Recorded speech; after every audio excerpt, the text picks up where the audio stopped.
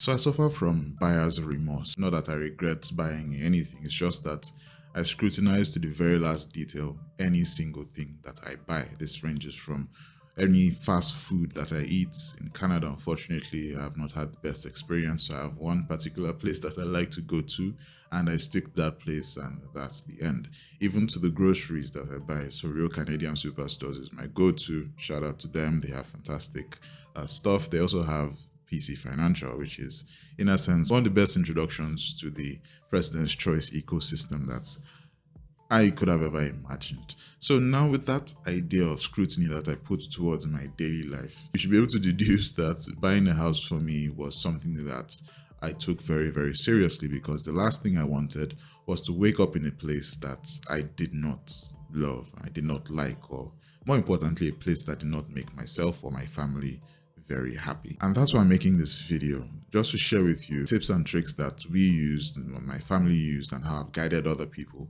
in finding places, or finding a place more specifically, that they could wake up and be happy with. So in finding a place that makes you happy, and this might seem like some guru stuff, but it's not, it's just simple stuff. In finding a place that makes you happy, you need to understand your persona. Now, there are certain things that I use to describe a persona and help my clients understand their personas, and I'm just going to run through them. So first off is the marital status. If you're married or if you're single, we all know that this can limit or expand your ability to move anywhere you want to move. So for example, a single person can move quite easily or more conveniently than someone that has a family and has a lot of things to take into account, like, which we'll discuss down the line, but that's the whole idea. Are you married? Are you single? Can you move at convenience, or are you restricted by the crowd size? Secondly, we're now in the modern work era. So are you working from home? Are you working in a hybrid environment? Do you have to go into the office? These types of things will either limit or expand the places that you can actually choose to live in, and places that will actually give you some peace of mind. One very important thing within my categorizations is noisy or quiet. Which one do you like? Do you like a noisy, happening environment where there's a lot of hustle and bustle? Or do you like somewhere that is quiet and reserved, where you can wake up, smell the fresh air, and not have horns or ambulances or things of that nature destroying your morning ambiance, so to speak? Also, space requirements. Do you need a lot of space even though you're single, or do you need a tiny space even though you're married, just so you can have the cozy environment that you're looking for your family? Or you're just the type of person that needs a lot of space because you have a lot of stuff? And just to put all these factors together, I'll use myself as an example. I'll use my family as an example.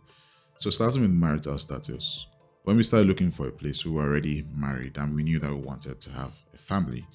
So that informed our decision right away. We needed somewhere that could house a family. Even though at the time we were just two people, we knew that very soon we'll be becoming more down the line. And testament to that fact, I have a very, very troublesome 1-year-old screaming outside right now. Not sure if you can hear her, but she's in good hands with grandma and grandpa, most importantly, mommy. Now, work status. We haven't always worked from home, but as at the time that we were looking for a house, we were both working from home. At that time, it was a basement in Toronto, but it was a nice little basement. It was a fantastic place that we could work. You get the idea. Working from home expanded our ability to choose any location in Ontario, in fact in Canada, that we wanted to live. So, noisy or quiet? Obviously, we're trying to raise a family. I know there are certain people that like to raise families in hustle and bustle. That's fine, but for us, we wanted to raise a family in a quiet part of Ontario, a quiet part of town. So that wasn't even a choice for us per se. We had to make it quiet, we had to make it homely, we had to find a neighborhood that our kids will grow up in without any of the dangers of the hustle and bustle of city life. And obviously, space requirements. Crowd becomes a bigger crowd, We needed that space. And with that, we were able to decide on our persona, on our collective persona, and move on to the second stage of understanding how to pick a house that will make you happy, which is choosing a location. Because now you know your persona, you're now able to more conveniently choose a location. There are certain parts of Ontario that you go to that's happening and bustling and hustling, like Toronto. And there are other parts of Ontario that you need to go to find some sort of peace of mind. For example, the London, St. Thomas area. So for example, for us as a family, we were able to look at so many different places. We looked at Brampton, we looked at Mississauga, we looked at Toronto itself, just to put all things on the table. We also looked at Vaughan, Richmond Hill, Kitchener-Waterloo, Brantford, and we eventually settled on a place that I'd been researching since 2017.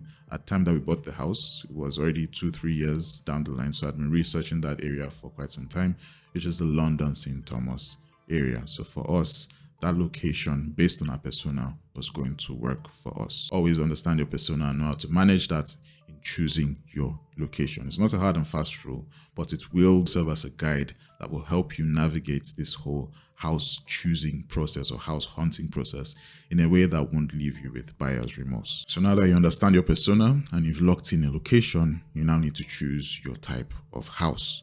And I'll run through the types of houses before we get into the meat of this section of the video. So a quick run through. You're either buying a detached house, which is a standalone house. You're not sharing anything with anyone. It's your house, it's your space, it's your land, it's your backyard, it's your house. You're not sharing anything with anyone. It is yours. That's a detached house, detached from your neighbor, so to speak. Next up is your semi-detached. And just like the name sounds, semi-detached, it's almost detached. So it's 2 houses on 1 plot of land. I'm simplifying, but just for quick understanding, 2 houses sharing a plot of land and sharing a wall between them. So these houses are joined together, sharing a plot of land. I'm sure I've put a picture up somewhere. And keep in mind, detached houses are usually the most expensive types of houses. Following very closely behind is your semi-detached house, and even following after that is your townhouse. So your townhouse is all those rows of houses sharing a plot of land. You can have 5 or 6 or as many as the developer is thinking of sharing a plot of land. So you can have, for example, 10 people or 10 families living in a row, sharing different amenities together on 1 plot of land. And finally, you have your condo. So if you think of a condo as those high-rise buildings where people live in major cities like Toronto, the main thing about a condo is that you're going to be sharing not just the building, you're going to be sharing everything else. So your gym, your parking spaces, if you've not paid for your own, you're going to be sharing your swimming pools, basically common elements and common amenities that come with that building is going to be shared between every single person living in that building. So it can range from 50 to hundreds of people, tens of families living in that building, sharing things together. And because they are sharing things together, condo living requires most of the time condo fees. The condo management to collect fees, mandatory fees from everyone living in a building, and use those monies to take care of the building and make sure that everything is in tip-top shape. So very important to know. And now that you understand the types of houses that you can pick from, this is by no means an exhaustive list, but it's a good solid range of houses that you can pick from. You now need to understand that based on your location, you might or might not be able to get those houses within a certain price range. So for example, if you're single and you are looking for a detached house in Toronto, it's going to cost you an arm and a leg. You're going to spend quite a lot of money on property taxes, property maintenance by yourself, as well as several other hidden costs that you will not just know until you buy a detached house in Toronto.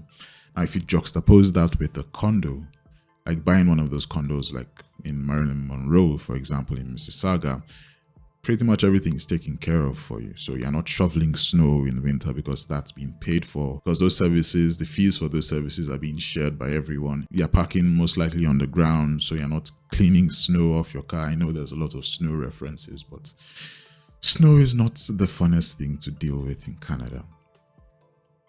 Let's just leave it at that. And other things, you're not cutting your own grass, you're not maintaining the building. Costs are being shared and kept proportionate to the amount of house you are using in that condo, pretty much.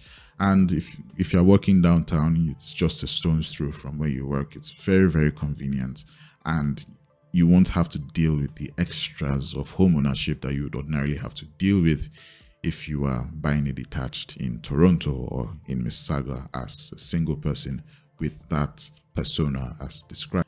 When we followed all these rules, we ended up with such a fantastic property. It's just a happy place, you know? It's just a happy place. Now, final piece of choosing a house that will make you happy is to work with professionals. And when I say professionals, obviously you're working with your mortgage broker, you're working with your home inspectors. Quite a lot of the time you're working with a very good realtor, because giving a realtor all those specifications will allow them to take that and put your specs into our system, into our machine, into all the things that we use to make an informed decision. We are now going to be able to take all that stuff and add facts to speculation and tell you what is wrong and what is right, so that you can always make an informed decision. And this is something that we did before I got my license. We worked with a fantastic realtor who was able to tell us certain things about the area that we could live with and certain things about the area that we should know about. And by the time he laid these things out for me and for my family, we were able to make a decision that we have not regretted till today. It's a fantastic thing to work with a realtor that knows what they're doing. And with that being said, work with me. Come, I can help you make sure that you're choosing the best house for your situation at any single point in time, because we have the expertise that we need to push these things through for you in a seamless and easy to understand way. So yeah, if you follow these steps, they worked for me. I hope they work for you.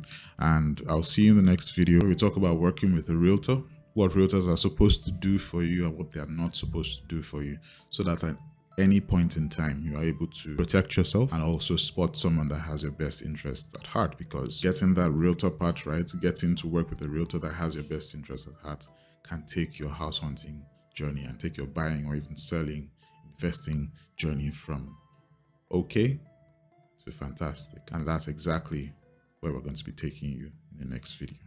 Thank you very much. See you in the next one.